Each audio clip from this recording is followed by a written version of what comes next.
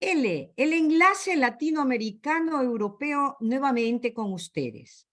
Un saludo fraterno a todas y todos los que nos siguen en cualquier parte del mundo, ya sea por Facebook, Live, por Zoom, o por YouTube, o por los medios digitales que nos retransmiten. El enlace latinoamericano europeo y sus integrantes, les agradecemos mucho por participar en este conversatorio.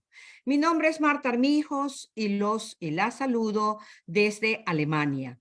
Abrazos y bienvenidos, bienvenidas. Estimada audiencia, hoy nos complace de sobremanera tener como invitada en nuestro enlace a Soledad Angus, defensora de las causas feministas, para tratar el tema violencia política contra las mujeres. Soledad Angus es abogada y cuenta con maestrías en Derecho Constitucional y Criminología. En la actualidad ejerce su profesión con enfoque en los derechos humanos, participando activamente con organizaciones de mujeres. Bienvenida, Soledad Angus, y muchas gracias por estar con nosotros.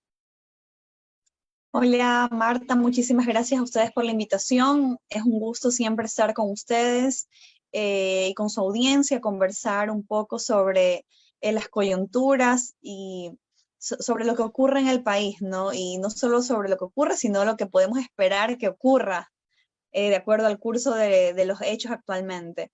Gracias por invitarme y sobre todo por invitarme para hablar de este tema, a veces subordinado, a veces menospreciado, pero que en esta coyuntura electoral me parece que toma una especial relevancia, porque recordarán ustedes que para estas elecciones se estará aplicando ya lo previsto en el Código de la Democracia relacionada a la paridad en los binomios presidenciales, ¿no? Y a la obligatoriedad de cumplir con el porcentaje mínimo también de paridad en las elecciones de asambleístas que ya pasamos, que ya tuvimos, ¿no? Entonces, de cara a esta segunda vuelta electoral y teniendo binomios que han sido conformados ya obedeciendo al criterio de paridad, es decir, que en la papeleta presidencial deba ir un hombre y una mujer, o una mujer y un hombre, como candidatos a las dignidades de presidente y vicepresidente por cada organización política, es extremadamente relevante hablar sobre qué es esto, ¿no? ¿Qué es la violencia política de género? ¿Qué es la violencia política contra las mujeres? ¿Cuál es su importancia? ¿Cómo eso influye en el contexto actual, las candidatas y los candidatos que tenemos? ¿Y cómo se está desarrollando esta campaña electoral, ¿no? Sabemos por los terribles hechos que han venido ocurriendo aquí en Ecuador, que estamos viviendo una de la campaña electoral más violenta de nuestra historia. No solo ha fallecido un candidato presidencial, lo cual es gravísimo, víctima de un asesinato, sino también varios otros candidatos, ¿no? Asambleístas en su momento, candidatos, recordemos que tuvimos también las elecciones recientemente en febrero, también hubo candidatos a autoridades seccionales que fueron asesinados. Entonces, toda esta violencia está acompañada o no viene sola, sino que viene con también una serie de discursos y prácticas violentas, dentro de las cuales es muy importante que analicemos esta violencia política de género y violencia política dirigida específicamente a las mujeres, ¿no?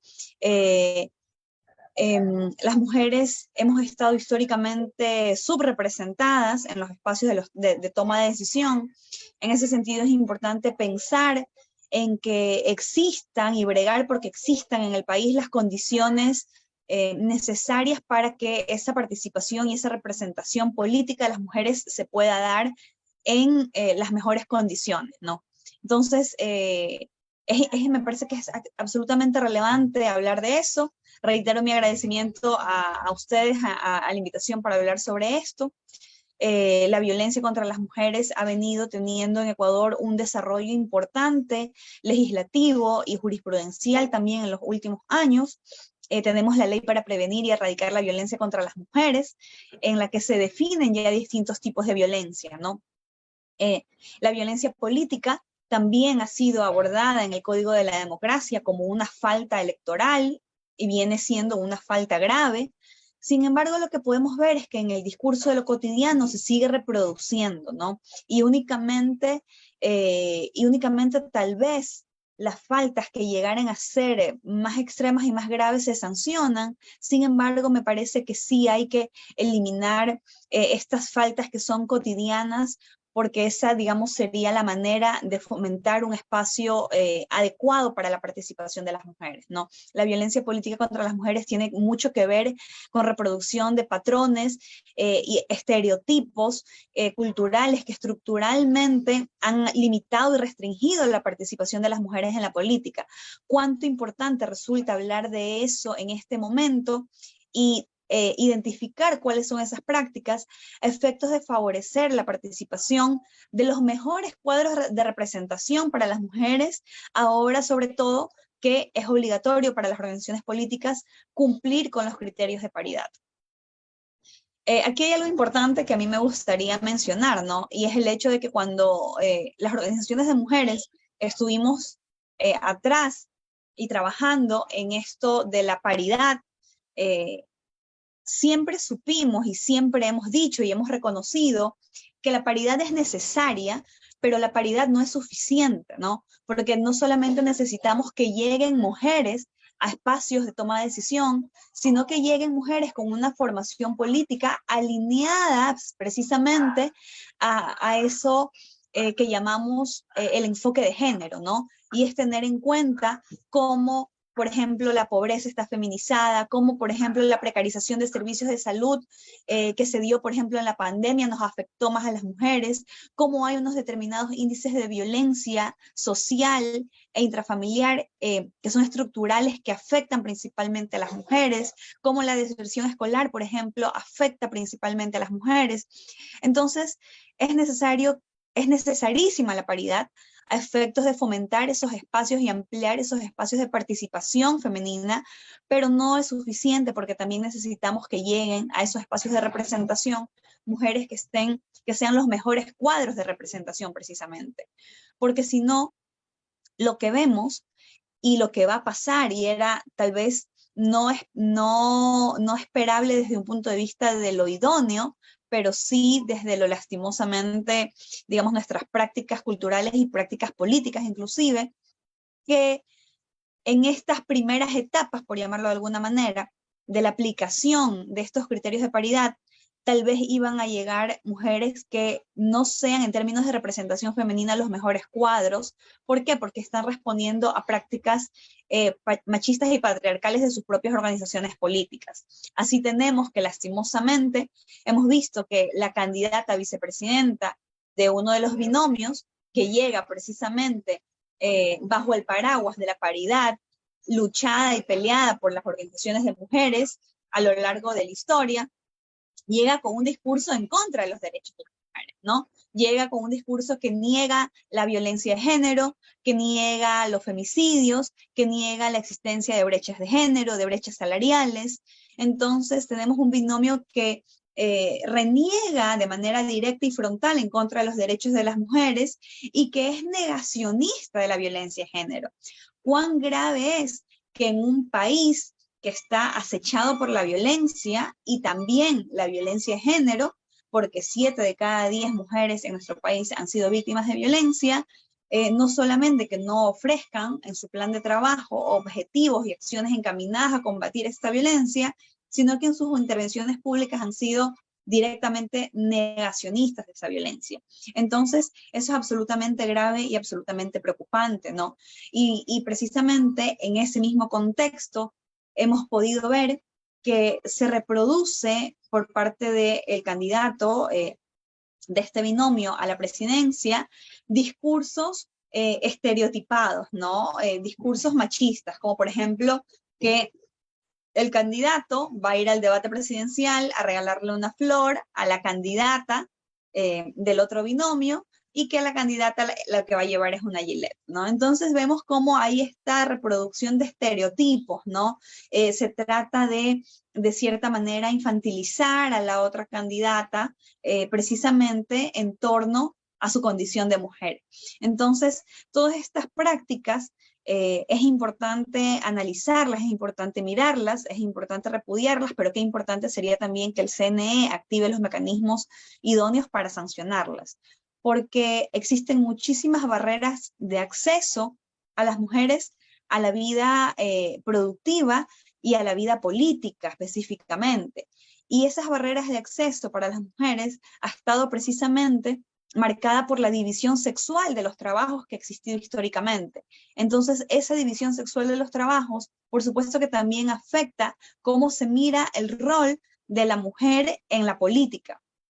Hay unos análisis, digamos, interesantes que ha habido, digamos, de algunos politólogos, de algunos analistas, de algunos estadísticos serios del país que analizan las cifras, que analizan los discursos políticos, y me parece a mí que un análisis interesante post elecciones va a ser todo el discurso violento generado alrededor de la candidata Luisa González por su condición de mujer e identificar digamos, qué porcentaje de votantes tal vez inconscientemente aplicaron hacia ella un castigo precisamente por ser mujer, ¿no?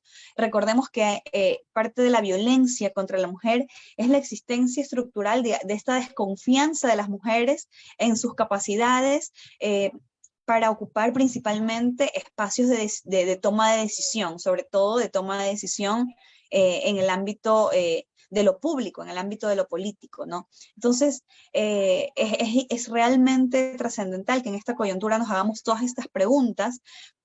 ¿Cuánto de eso estamos viendo actualmente en esta campaña electoral? ¿Cuánto de eso va a afectar estructuralmente, tal vez inconscientemente, a los electores para tomar una decisión el 15 de octubre? Y lo que tenemos que tratar de hacer, me parece a mí, es que esa desconfianza inconsciente que puede existir para una candidata por su mera condición de mujer pueda ser concientizada a efectos de que pueda ser evaluada por el propio elector, ¿no? De tal forma que el propio elector pueda hacer un análisis de si esa desconfianza que pudiera sentir por una candidata que es mujer tiene unas razones fundadas o están basadas en estereotipos o en prejuicios que pudieran ser inclusive inconscientes, ¿no? Entonces, un poco por ahí, digamos, mi reflexión respecto de la importancia de mirar esto de la violencia política contra las mujeres en esta coyuntura electoral, Marco. Bueno, buenas noches. Mi nombre es Jimmy Pesantes y tomaré la moderación desde Berlín, Alemania. Le recordamos a la audiencia que estamos recordando con la abogada, conversando con la abogada Soledad Angus sobre la violencia política contra las mujeres. Usted habla de que aquí, en este proceso electoral, estamos viendo también cómo se repiten ciertos estereotipos, cómo se trata de imponer cierto imaginario también al público, por estas expresiones que han habido por los candidatos, especialmente la candidata del binomio presidencial del señor Noboa, porque esto sobresale, ¿no? Que haya una mujer que sea candidata y que hable en contra de lo que ha sido los derechos ya ganados por la mujer, ¿no? Que prácticamente le esté dando un rol secundario a las mujeres, que las quiera mandar de nuevo prácticamente a la cocina, a prácticamente ser la servidumbre del esposo. ¿Cómo ve usted esa imagen que se muestra? Porque eso va al público en general, al ecuatoriano. ¿Cómo ve la influencia que pueda tener esto de que una persona tan importante, que va a ocupar un cargo tan importante, esté representada por una mujer que prácticamente proponga cosas muy feudales?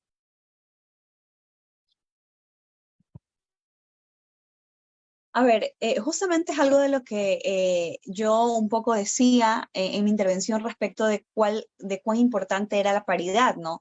Es importantísimo que lleguen mujeres a espacios de toma de decisión, pero eso no es suficiente porque también necesitamos que las organizaciones políticas sean responsables en los procesos de formación política y en los procesos de reconocimientos de liderazgos, a efectos de que esas mujeres que lleguen a las candidaturas con la expectativa de ocupar esos determinados cargos, sean las que mejores representen los intereses de las mujeres precisamente. Y aquí yo quisiera hacer una reflexión. Normalmente se mira a los intereses o los derechos de las mujeres como un asunto subsidiario, como un asunto accesorio, ornamental de la política, ornamental del discurso, del discurso político. Sin embargo, las mujeres representamos el 51% de la población. Y no solo eso, sino que está sendamente demostrado que cuando se mejora la calidad de vida de las mujeres, que somos principalmente las que estamos reproduciendo la fuerza de trabajo, las que estamos reproduciendo la fuerza de consumo, las que sostenemos en la casa con nuestros cuidados y sostenemos la vida, se mejora de manera general el bienestar de la sociedad. Entonces, es importantísima la paridad y es importantísima que mujeres lleguen a espacios de toma de decisión, pero es igual de importante que las organizaciones políticas fomenten los liderazgos femeninos que tengan una formación política con un enfoque de género, con un trabajo con la comunidad, un trabajo con las organizaciones de mujeres, porque por supuesto que por cumplir los criterios de paridad, pudiera haber, y hubo, lo vimos en estas elecciones, muchas organizaciones políticas que simplemente, sin haber tenido ninguna relación partidista, formativa y ni siquiera ideológica, simplemente para completar un nombre en la lista, llaman a la fulana para ser candidata y básicamente estamos como en tómbola encontrándonos candidaturas que no tienen ninguna cohesión ideológica, que no tienen ninguna cohesión formativa, y eso termina en discursos terriblemente espantosos, como hemos visto de la candidata Verónica Abad, que básicamente hace un par de semanas la tuvieron que mandar fuera del país para que no siga hablando, porque trata ahora de desmarcarse el candidato presidencial de lo que dice su binomio. Entonces, así con baba están pegadas las candidaturas porque no hay procesos de formación política y básicamente los partidos terminan siendo partidos de alquiler. Algo de lo que se habla, me parecería a mí que muy poco, es, por ejemplo, este binomio de Daniel Noboa y Verónica Abad, ¿de dónde vienen, no? ¿Quién los auspicia? ¿Quién está detrás de ellos? ¿A qué intereses responden? Entonces resulta curioso que el renovado partido de Daniel Noboa, que se vende como la nueva política, es nada más y nada menos que la lista 35, partido de Lenín Moreno, ¿no? Recordemos que Lenín Moreno se quedó en su momento con Alianza País, lista 35, y ahora lo que han hecho es cambiarle el nombre, cambiarle el color, y se lo heredaron a Daniel Noboa. Entonces vemos, ¿no?, que hay un intento de presentar esto como una nueva política, pero no estamos desmenuzando cómo ha sido la cohesión de los actores políticos que se presentan en ese binomio. Y ahí vienen, digamos, pasan cosas como que tengamos una candidata que está hablando de eliminar la jubilación, de privatizar la salud, de eliminar la educación gratuita, que niega la violencia de género, que niega la existencia de femicidios, que niega las brechas salariales, o mejor dicho, no que niega las brechas salariales, porque de hecho Abad hace algo mucho más grave que negar las brechas salariales. Lo que hace es justificarlas. Posiblemente la puedan haber escuchado ustedes en una entrevista donde ella señala que es normal que si una mujer es madre y tiene hijos, gane menos que un hombre, porque ella entiende por eso que la mujer va a pasar menos tiempo en el trabajo. Entonces eso es absolutamente grave, ¿no? Pero esa candidata es candidata a vicepresidenta en un binomio que presenta un plan de trabajo que en su misión señala fomentar la igualdad de género. Entonces vemos que no existe ninguna cohesión ideológica entre candidato a presidente y candidata a vicepresidenta, porque lo único que hacen para satisfacer criterios de paridad es llamar a cualquier persona con la que no han participado en ningún proceso político formativo. Cristian Mendoza desde Londres quiere hacer una pregunta. Por favor, Cristian, tu micrófono. Gracias, y también gracias Soledad. Con respecto, bueno, ha contestado un poco, pero para decirlo más claro, ¿sería una candidata a presidenta como Verónica Abad un referente en la lucha del feminismo como para que se merezca un puesto por el hecho de que hay una paridad de género en la candidatura?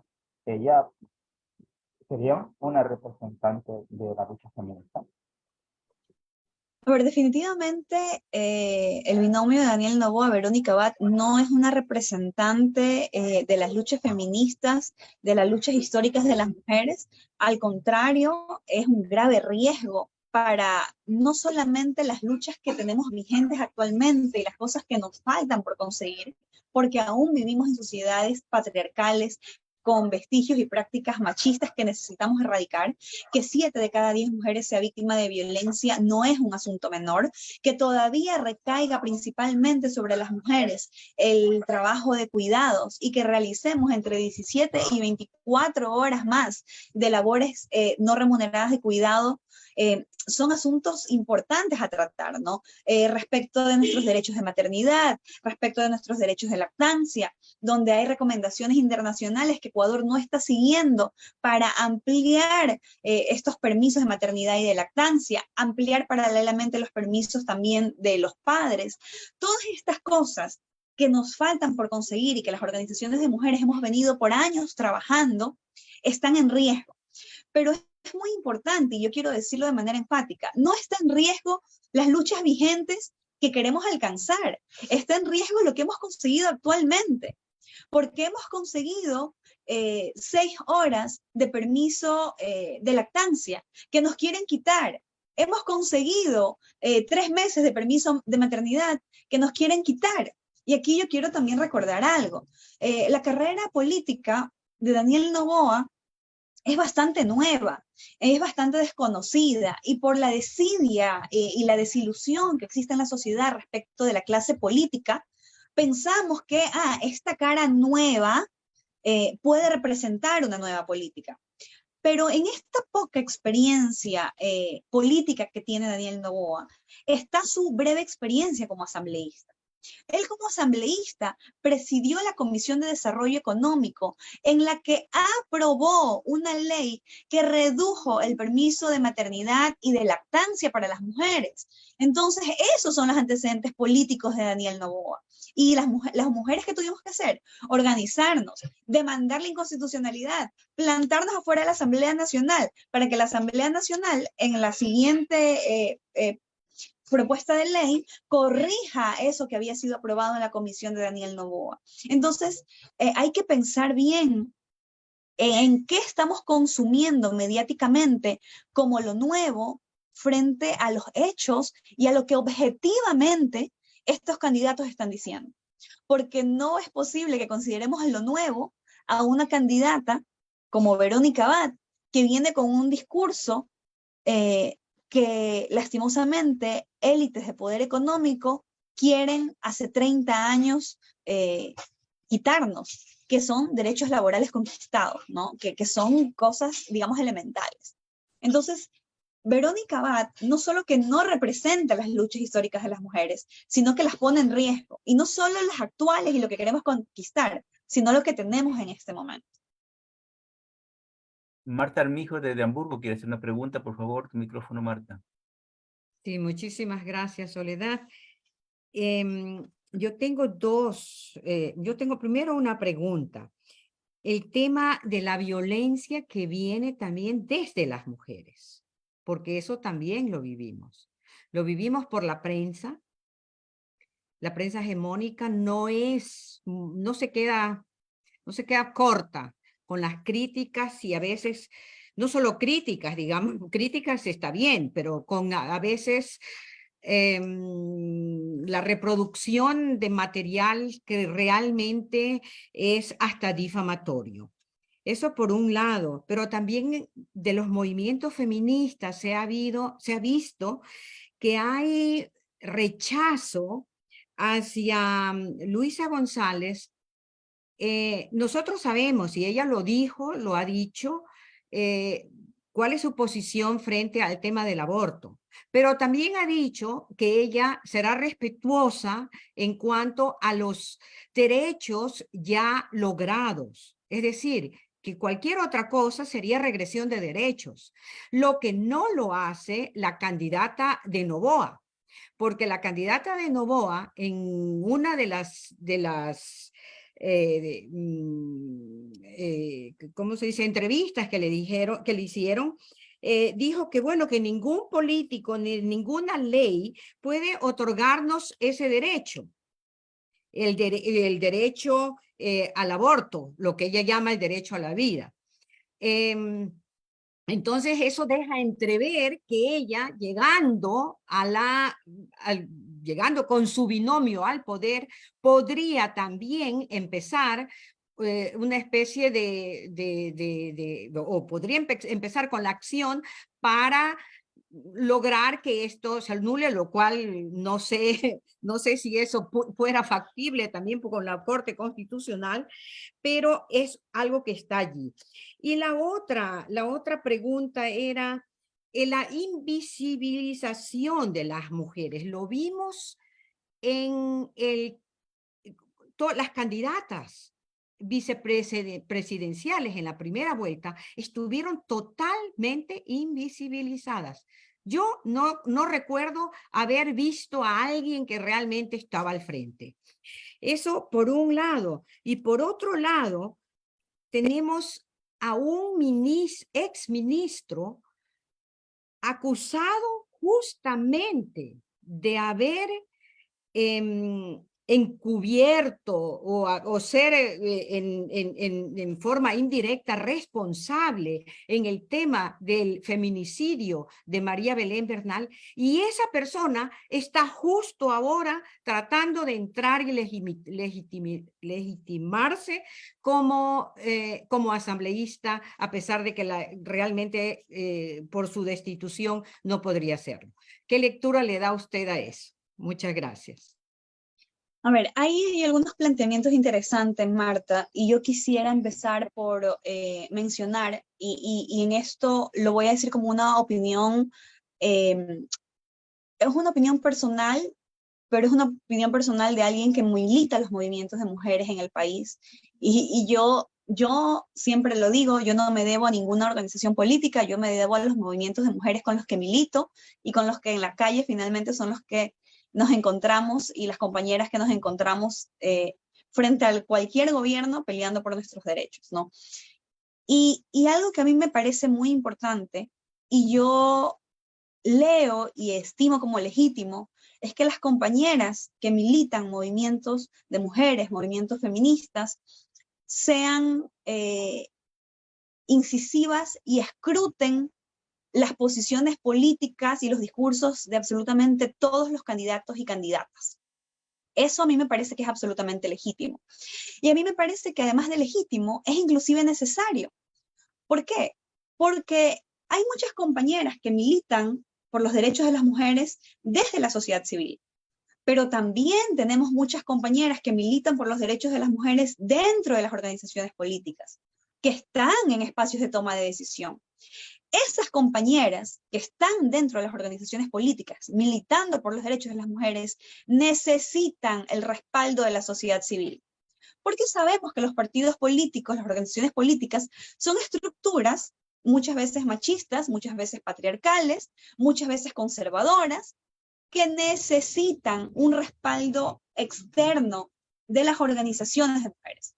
Entonces, a mí me parece adecuado que las organizaciones de mujeres, y me parece que es necesario que lo sigan haciendo, sean severas en las exigencias frente a los candidatos que tenemos al frente, los y las candidatas que tenemos al frente. Lo que sí es importante ahí distinguir es cuáles son esas voces diversas que son severas para juzgar las posiciones políticas de todos y cada uno de los candidatos y candidatas. ¿Y cuáles son esas autodenominadas voceras que realmente nos hemos ido dando cuenta que lo que hacen es militar determinados intereses políticos, determinados actores políticos, a quienes aupan, a quienes defienden y a quienes edulcoran en sus campañas? Yo no quiero dejar de mencionar que hubo muchas mujeres que en redes sociales se tenían como muy reconocidas, feministas por los derechos de las mujeres, que se sentaron a firmar pactos con Lazo, cuando muchas dijimos, Lazo es un actor antiderechos, un actor en contra históricamente de todos nuestros derechos como mujeres y sobre todo como mujeres populares, como mujeres organizadas. Entonces hay que reconocer cuáles son esas voces, y lo voy a decir con una palabra que puede sonar muy fuerte, pero cuáles son esas voces vendidas a determinados intereses y cuáles son las voces de las mujeres que son críticas frente a cualquier discurso o acción política opuesta a nuestros derechos. Y eso es lo que necesitamos. Necesitamos voces de organizaciones que estén en la capacidad de decir de manera objetiva y de criticar de manera objetiva todas las posiciones políticas que se presentan al frente cuando sus discursos son contrarios a los derechos de las mujeres y a los derechos y a los intereses populares. Entonces, a mí me parece que eso es relevante tenerlo en cuenta. Frente a tu pregunta, ¿no? Respecto de que Luisa ha dicho que va a respetar los derechos conquistados, creo que eso también responde precisamente a la presión enorme que hubo desde las organizaciones de mujeres, pero yo quiero reconocer algo, y es que el plan de trabajo del binomio González-Arauz es el único plan de trabajo que reconoce de manera expresa en sus objetivos el respeto a la autonomía en materia de derechos sexuales y reproductivos. Es el único plan de trabajo que lo reconoce. El plan de trabajo de Noboa y de Abad no dice absolutamente nada respecto de derechos de las mujeres y menos de derechos sexuales y reproductivos. Entonces, son en estas cosas y en estos antecedentes y en estas evidencias que tenemos que basar nuestras críticas, ¿no? Y por supuesto que yo personalmente he sido muy crítica respecto de la postura que tuvo Luisa González en su momento en la Asamblea, pero asimismo he respaldado, por ejemplo, la posición política de otras actoras políticas de dicha organización, como Marcela Guiñaga, que en el 2019 fue la presidenta de la Comisión de Justicia, que presidió la comisión que aprobó el informe que recomendaba la despenalización del aborto en los casos de violación. Hemos respaldado a Paola Pavón, que cuando fue asambleísta quiso hacer una moción para que en el 2013 se discuta también esa despenalización, que hoy como prefecta está brindando a través de los servicios de la prefectura servicios médicos de interrupción voluntaria del embarazo en casos de violación. Entonces, ¿qué podemos ver ahí como trascendental? Debemos analizar cuáles son las influencias políticas de las que se rodean los candidatos a la presidencia. ¿Cuál es la influencia política que rodea a Luisa González? Mujeres, como he dicho, Marcela Guiñaga, como Paola Pavón, como las asambleístas y electas Jairen Noriega, Gisela Garzón, Ana Herrera, reconocidas y probadas feministas que se han fajado en sus espacios por los derechos de las mujeres. ¿Cuáles son las influencias políticas que rodean a Daniel Noboa? Verónica Abad, una mujer que ha hablado de manera expresa en contra de nuestros derechos. Entonces hay que mirar el escenario político en su conjunto, ¿no? Muy bien, también hay una cuestión que es de fondo. Muchas agrupaciones, sean estas feministas o sean indigenistas o organizaciones que a veces supuestamente defienden algunos derechos, a la final terminan claudicando cuando hay alguna prebenda en peligro, porque a veces reciben ayudas de sectores poderosos, ONGs internacionales o grupos empresariales. Esto prima sobre supuestamente estos derechos que se están defendiendo. ¿Es así o es una percepción equivocada que tenemos algunos?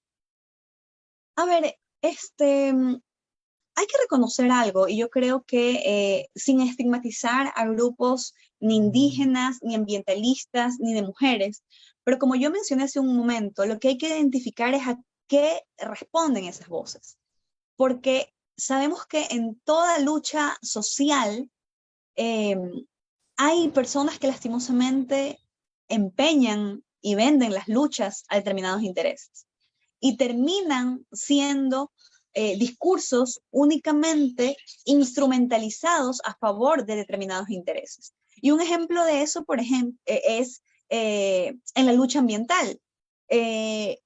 Cuando Revolución Ciudadana estaba en el poder, vemos que, por ejemplo, actores de la opinión pública política como Carlos Vera hablaban a favor del Yasuní, en contra de la explotación, y militaban supuestamente la lucha ambientalista, y a través de esa lucha hacían oposición en su momento al gobierno.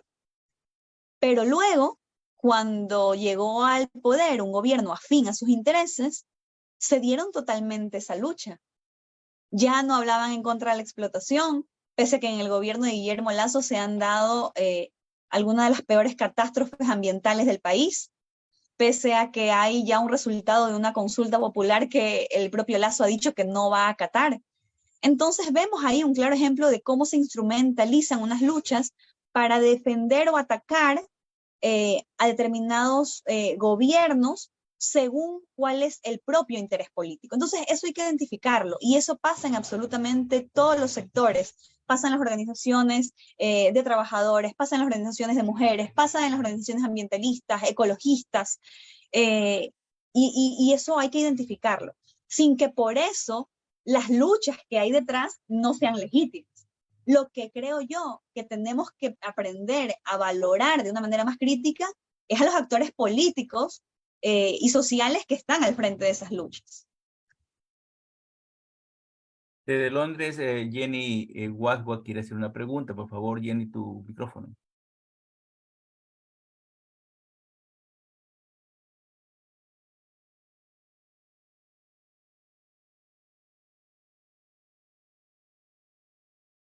No tienes el micrófono habilitado. No lo puedes. Mm.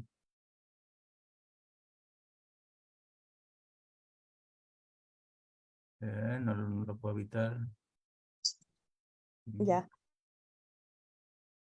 Bueno, continuemos entonces. No, ya estoy, ya puedo. Gracias. Perdonen, no sé qué pasó, estaba no habilitado mi speaker.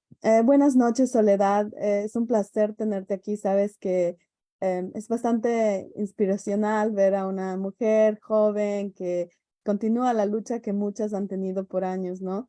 Las mujeres todavía estamos en una situación en donde incluso mujeres que vivimos en el extranjero, en países donde la igualdad y en cierta forma la equidad ya existen y son más reconocidos, todavía peleamos luchas continuas. Yo misma hace unos años, cuando tuve mi primera hija, tuve una situación en el trabajo en el que tuve que reportar el problema porque no me querían promover porque había tenido un bebé y me lo pusieron en escrito, ¿te imaginas? En un país, yo vivo en Londres, es un país completamente en contra de todo esto, pero yo me acuerdo que en ese momento yo misma tuve duda de reportarlo porque te sientes como que, ¿qué estoy haciendo? Tal vez yo soy la que estoy en el error. Y yo pienso que la narrativa que las mujeres mismo tenemos acerca de nuestros derechos, acerca de lo que podemos y debemos hacer, es muy importante incluso para dar el ejemplo a las que nos siguen, ¿no? Nuestras compañeras, nuestras hijas, yo misma tengo una hija y siempre le estoy impulsando para hacer eso. Entonces, sí, en verdad me enorgullece ver que estamos en la lucha. En ese contexto, Daniel Noboa apenas ganó no ganó, pero fue a la segunda vuelta y le estuvieron entrevistando. Él hizo una declaración bastante interesante sobre el rol de su esposa. Le preguntaron qué rol tendría la esposa en el gobierno si es que él llega a ser presidente, y él dijo que ella sería la ama y la señora de la casa, el rol que le corresponde a ella y el que siempre ha tenido. Entonces, esto fue algo bastante sorprendente porque hasta ese momento se había mantenido en una postura bastante de vamos a tener 50-50% de mujeres en el gobierno, vamos a asegurarnos de que haya igualdad y todas estas cosas, pero al final cuando él hizo este comentario, obviamente hay bastante confusión en términos de lo que es. Luego, recientemente, vemos que obviamente, Verónica Abad no le conviene en términos de lo que ella dice, de cómo se expresa, y la orden directa que se puede ver en un video que ellos han hecho como parte de la campaña es que él específicamente le ordena que se vaya del país a visitar a estos pocos ecuatorianos que viven en el extranjero, que somos menos importantes y que ese es el mandato del hombre. Entonces, ¿cómo tú ves esta narrativa? ¿Cómo piensas que lo debemos analizar los ecuatorianos, las ecuatorianas específicamente? Porque ¿cómo nos podemos ver representados por esta mujer que es la vicepresidenta, pero que es desplegada cuando le conviene al hombre, ¿no? ¿Qué piensas tú? A ver, y todo lo que has dicho, la verdad es que parece, la verdad es que parece, como decían, parece una campaña sucia, se parece que fuera mentira que pudieran decirse tantas cosas impertinentes y mal dichas en tan poco tiempo por una sola persona, pero eso es lo que estamos viendo, ¿no? Y creo que aquí hay que tener en cuenta algo.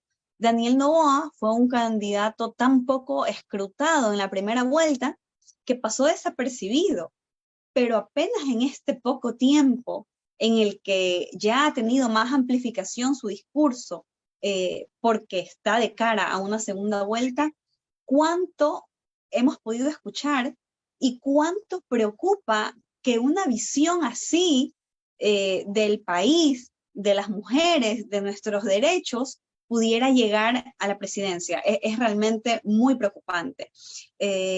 Lo que ha dicho Daniel Noboa en relación a su esposa y lo que ha hecho en relación a su vicepresidenta es una clara muestra y una clara evidencia de lo que estamos hablando en este momento, ¿no? La violencia política contra las mujeres. Esta reproducción de prácticas machistas, de estereotipos en relación a roles de género. Aquí vemos que con la esposa, Daniel Noboa, de manera directa, refuerza este rol de género relacionado a las labores de cuidado domésticas y respecto de su vicepresidenta, pues la maneja simplemente como un ornamento descartable de su campaña. Entonces, eso es extremadamente grave y no lo queremos decir así y no lo queremos ver así. ¿Por qué? Porque lastimosamente los medios hegemónicos que están dedicados a moldear imaginarios, a generar información y opinión, no le dan el nombre que le tienen que dar. Violencia política de género.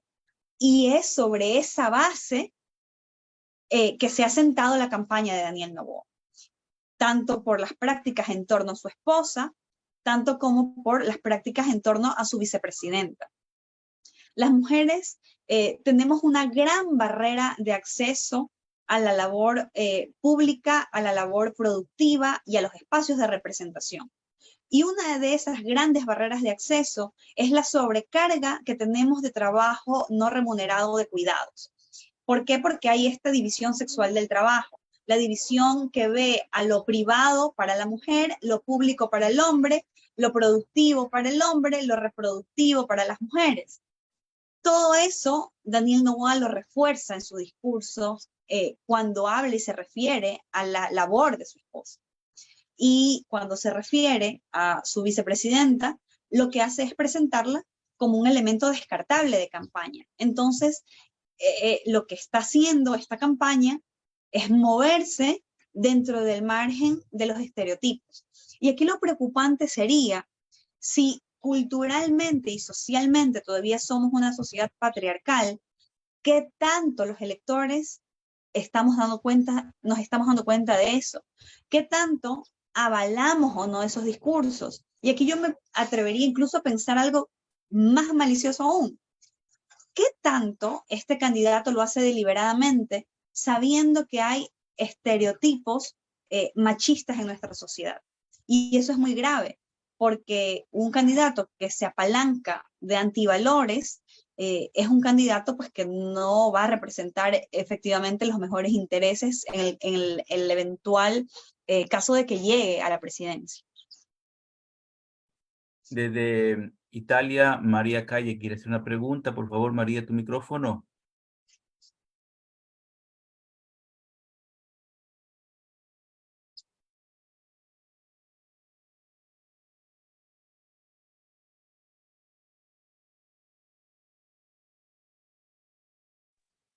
Disculpe. Muy buenas tardes. Tenía el micrófono desactivado. Muchísimas gracias por estar en nuestro espacio, Soledad Anguce. Siguiendo el discurso que usted está hablando de y esa inclusive era mi pregunta, las nuevas generaciones que van a votar, que representan actualmente el 25% de los votantes, como resultan del resultado de la primera vuelta que hubo para estas elecciones. ¿Han probado a entender qué visión tienen las nuevas mujeres ecuatorianas que están saliendo? Están entrando en la sociedad, están activándose. Estamos, es verdad que en un mundo donde, por ejemplo, nosotros en Europa nos activan con los derechos humanos, con los derechos de las mujeres, con la libertad. Inclusive a mí me pareció extraño, y aquí lo sotolineo, un hecho de que fue bien difícil hacer entender a las personas y a las mujeres en particular, porque Rafael Correa decidió que su mujer, no es que decidió, porque fue ella que decidió que ella no quería ser la primera dama. O sea, el hecho de decidir por ella, decir a mí me gusta enseñar, a mí me gusta trabajar con los niños, a mí me gustaría que mi profesión sea esta, y por lo tanto no puedo ser obligada a hacer algo que a mí no me gusta. Este es un mensaje que durante muchos años en el gobierno de Correa se pensó muy mal, se dijo no tenemos primera dama y todo, y sin embargo ahora que tenemos la posibilidad de tener una mujer a la presidencia, la primera mujer en toda la historia del Ecuador, estamos viendo desbarates, y la pregunta es, las nuevas generaciones que están saliendo, ¿han visto qué posibilidad están habiendo en esta perspectiva? Porque tenemos un momento de cambio. Ustedes como feministas y como registran nuevamente el fenómeno, aunque de las nuevas generaciones. A ver, yo creo que lastimosamente en este momento la situación del país es tan crítica estructuralmente en absolutamente todos los ámbitos y cada uno de los rubros, que lo que podemos ver y percibir de las nuevas generaciones es que hay una desidia en relación a la política. Y ese espacio o ese vacío que deja esta desidia que tienen las nuevas generaciones en torno a la política permite la entrada de actores populistas, de actores demagogos, como Daniel Noboa. Hay algo muy interesante que yo estaba revisando ayer, y que era la inversión que ha hecho en esta campaña Daniel Noboa en redes sociales. Y estaba por encima de los $150,000 en pautaje en redes sociales, versus un pautaje alrededor de los $10,000 de Luisa González.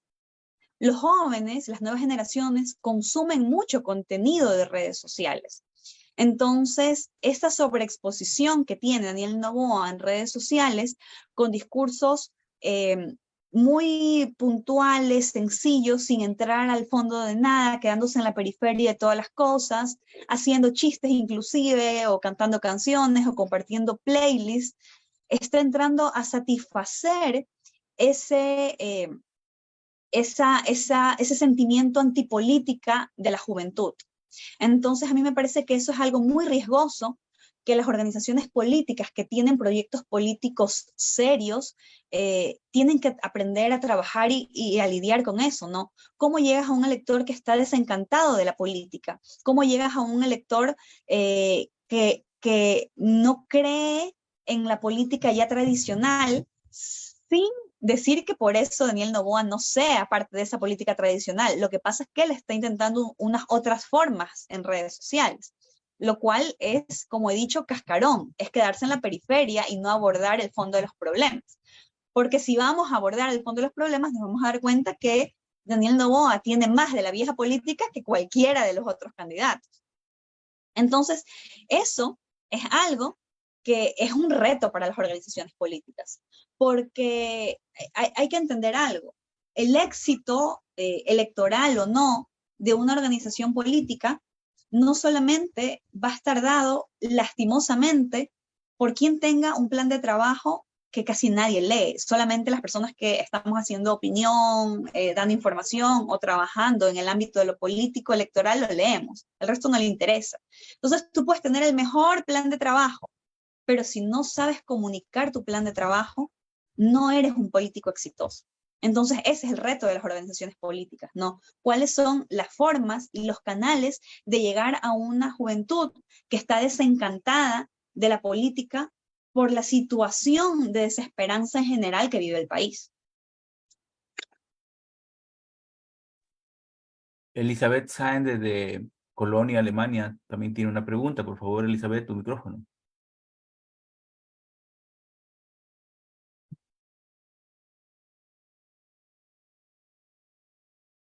Tienes que activar el micrófono, por favor, Elizabeth.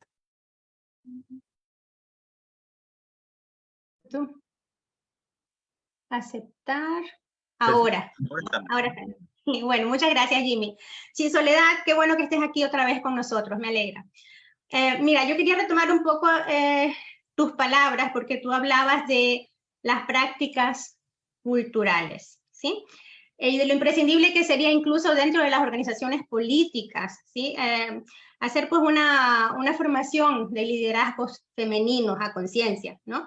Y no solamente eso, sino también de lo importante que sería el reconocimiento de los militantes partidistas masculinos hacia estos nuevos liderazgos. ¿Sí? Eso lo subrayo completamente, puesto que en este espacio mismo yo he constatado que muchas personalidades masculinas de partidos políticos reconocidos en Ecuador, incluso de alguna manera ingenua, se han pronunciado con cierta esquepsis, ¿sí? O no sé, siempre como que no dieron por sentado que Luisa podría hacerlo, ¿sí? Luisa González, ¿sí?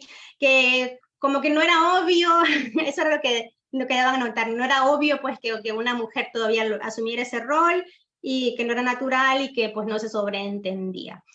En ese sentido, hablabas también de los mecanismos de sanción para personas o en casos de que se atente contra la dignidad y la integridad de una persona, de una mujer, ¿no? Sea integridad física o psíquica.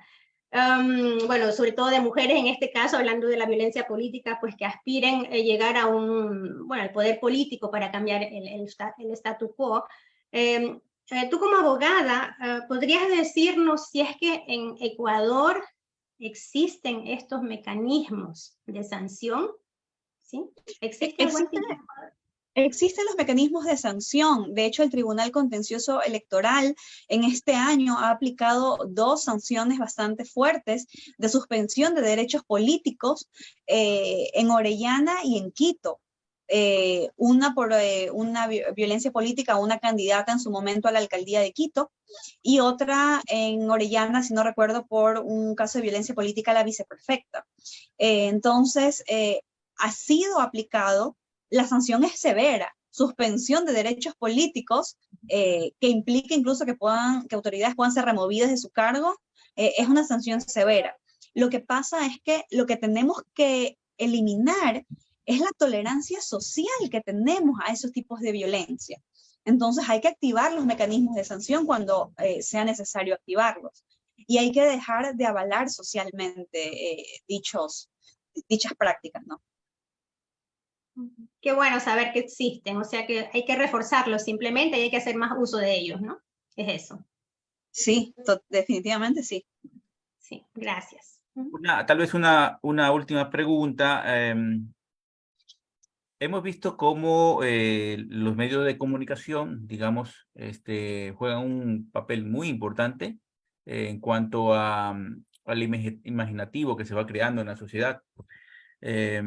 Y hemos visto cómo la prensa ecuatoriana, dentro de la prensa mundial y latinoamericana en especial, eh, se ha transformado prácticamente en un actor político, tal vez uno de los actores políticos o el más importante en el país.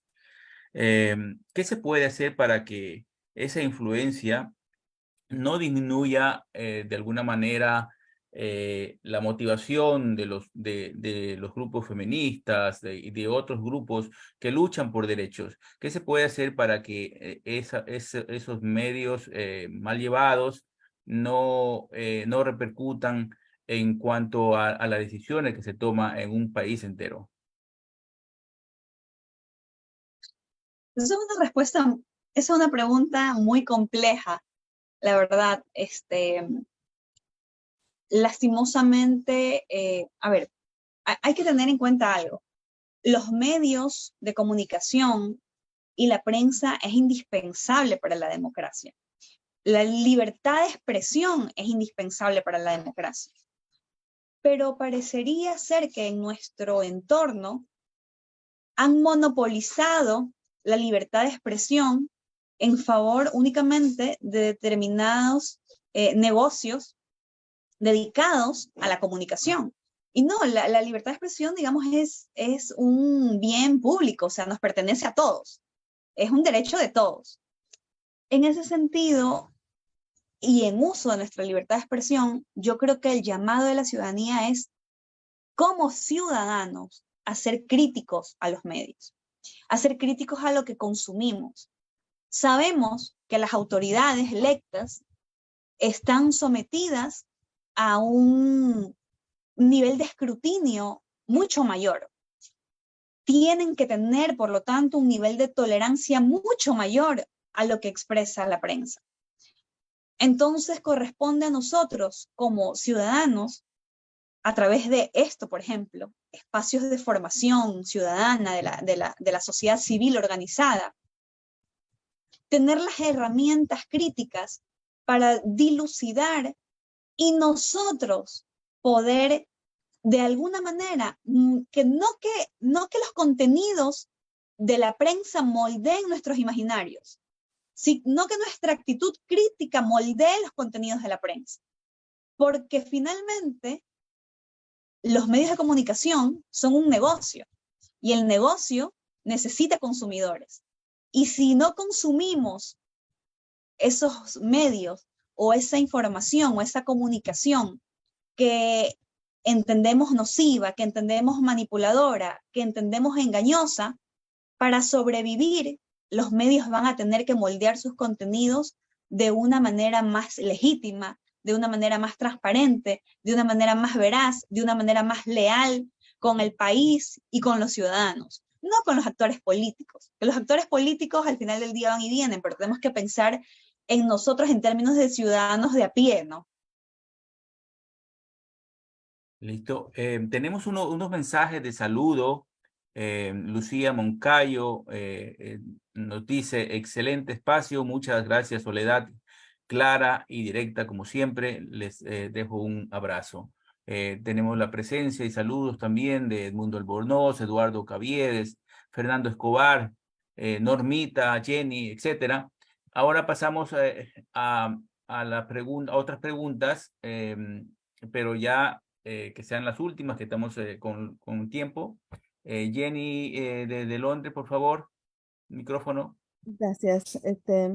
Soledad, hemos oído del candidato a la presidencia, Daniel Noboa, que él tiene la idea de cambiar el bono que ya existe para las mujeres que están en gestación, de un sistema en el que les dan dinero a recibir cupones por motivos de evitar embarazos que sean por gusto. ¿Qué piensas acerca de esto? También hemos oído de Verónica Abad, que dice que el gobierno, prestando servicios como educación, salud y varios otros, también van a reforzar el divorcio o facilitar el divorcio para las mujeres, porque esto, ellas sería como que el gobierno se convertiría en el marido. Yo te digo de parte mía, yo no quiero estar casada con el gobierno, yo adoro a mi marido y ni así me den ningún tipo de bono, no voy a dejar a mi marido, pero ¿qué piensas tú acerca de este tipo de comentarios que han hecho? A ver, como mencionaba hace un rato, a mí me parece que todo esto es parte de lo que ha sido el sostén de esta segunda campaña en la candidatura de este binomio, ¿no? Que es precisamente la reproducción de estereotipos de género.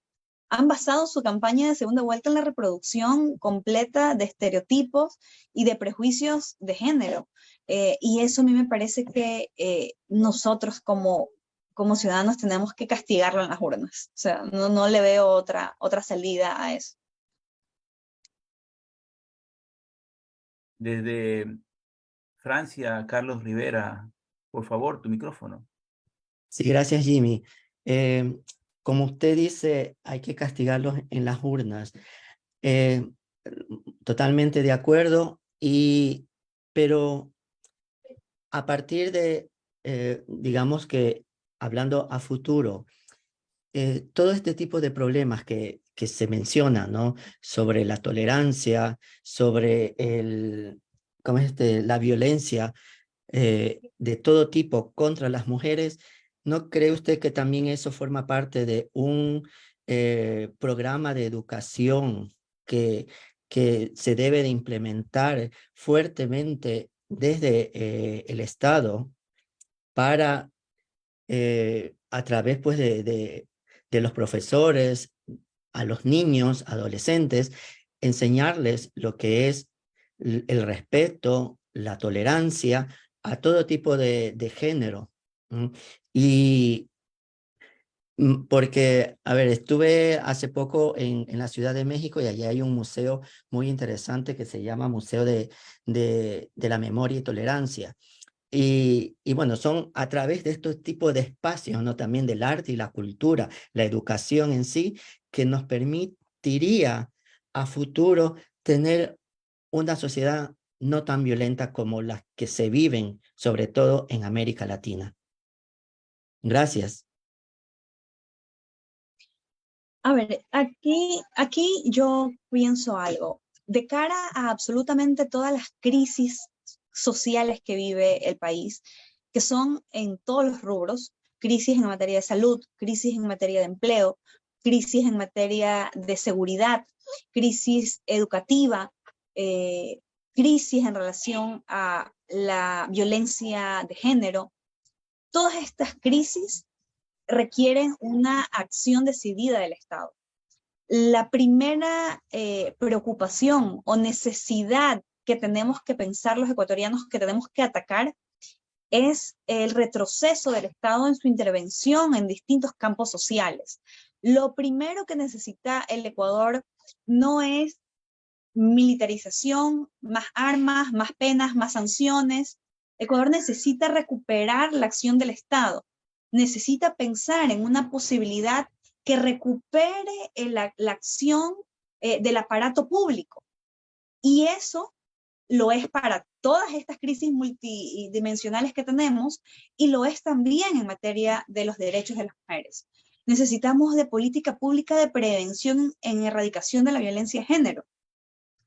Una de las causales en el juicio político por las que se destituyó y se censuró en su momento a Patricio Carrillo, el cual ahora ilegítimamente quiere posesionarse en su cargo, fue precisamente el femicidio de María Belén Bernal, y dentro del femicidio de María Belén Bernal fue analizado no únicamente ese femicidio, digamos, de manera individualizada o particular, sino todos los incumplimientos del Estado y esa cartera en particular como Ministerio del Interior encargado de la seguridad en torno a precisamente toda la política de prevención. ¿Por qué muere María Belén Bernal y por qué en 2022 murieron más de 330 mujeres víctimas de la violencia machista? No solamente tenemos que pensar en cuántos fueron perseguidos, capturados o sancionados, sino cuántas de ellas, seguramente el 100%, mueren por falta de políticas de prevención. Entonces necesitamos el Estado que entre a trabajar en los ejes de prevención, en los ejes de protección, y luego pensar, y por supuesto también en lo importante que es el eje de sanción. Pero el eje de sanción, que es en lo que normalmente pensamos cuando pensamos en seguridad, no es realmente la piedra angular de esto, sino la prevención. Muy bien, ahora para concluir este conversatorio nos gustaría pedirte un mensaje final, Soledad.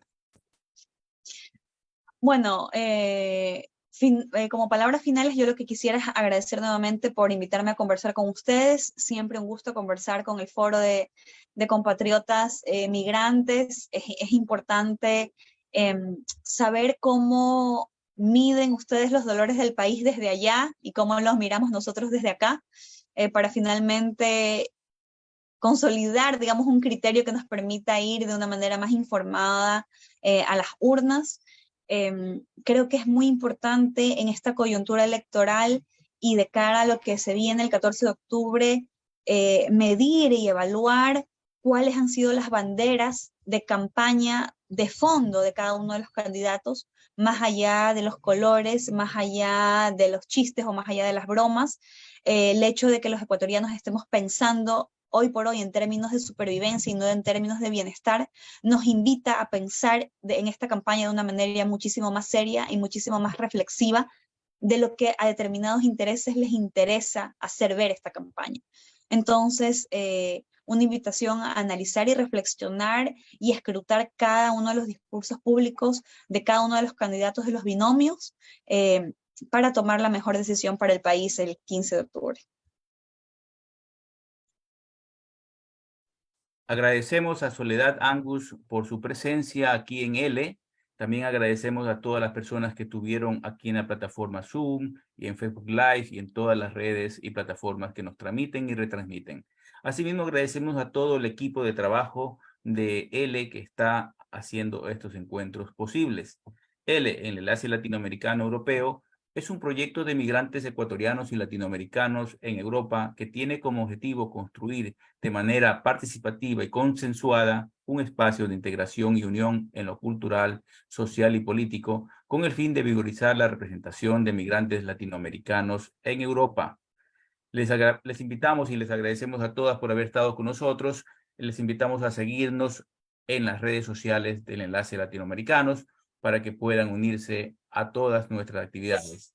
Así que no se olviden de compartir este conversatorio tan interesante.